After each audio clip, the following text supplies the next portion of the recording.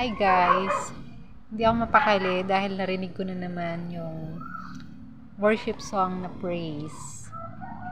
Ang ganda ng lyrics niya kasi sabi is, paano daw siya tatahimik? Yung God niya is alive. So, as long as I am breathing, I have the reason to praise. Basta ang ganda po ng lyrics niya. Gusto ko yung song na yun. Kasi, sobrang nafe-feel ko siya kasi totoo naman, buhay si God.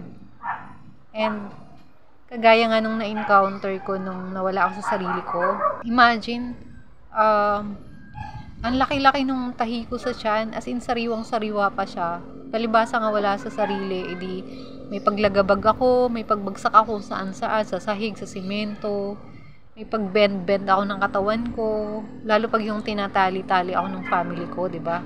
Talagang nung nasa Katinoan pa ako, nung nasa hospital pa ako, halos ayokong lumakad kasi nga natatakot ako baka bumuka yung tahi ko.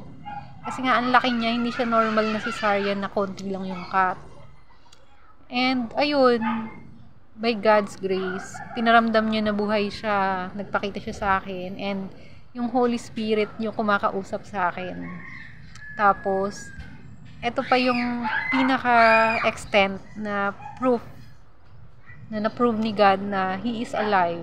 Sabi sa akin ng Holy Spirit, ako daw ay humiga. And nung humiga ako, alam nyo ba, naramdaman ko, merong sinulid talaga na tumatahi dun sa aking sugat. As in, ramdam na ramdam ko talaga, praise God. Talagang He is alive. And hindi ako papayag na imagination ko lang si God. Yung dreams ko na paulit-ulit. So 5 times na nagsalita sa akin si God sa panaginip at nagpakita siya sa akin. But not to the point na nakita ko yung face niya kasi nga Bible said nga na wala pang nakakita kay God. Kasi kung sino makakita sa mukha ni God, sa face niya, mamamatay. So, yung nakikita ko lang po is spirit ni God and half body. Yun lang. Pero hindi ako papayag na sasabihin na imagination ko lang si God. And I'm proud na si God is buhay. Sana ganun din kayo guys. Hindi yung bukang bibig nyo lang si God, ganyan. Si God po is buhay. Walang bagay na hindi dapat paniwalaan pag tungkol kay God. Diba? Lahat ng tungkol kay God dapat nating paniwalaan. Kasi God is miracle. Powerful. Lahat ng gusto niya, lahat ng naisin niya, at lahat ng isugo niya, wala tayong pwedeng kontrahin doon. And isa lang ang ginagawa ni God. Pagkatapos niya iligtas ang mga tao sa pagbibigay niya ng kanyang buhay, ng kanyang bugtong na anak, patuloy siya sa pagtatrabaho. Gamit siya ng mga instrumento kagaya ko para sa soul winning, para may maipanalong kaluluwa kahit pa isa-isa lang. I believe na kahit makulit na ako sa mga videos ko, yung mga friends ko baka nagsasawa na sa, ano ba yan, puro God naman to si Michelle, ganyan. No.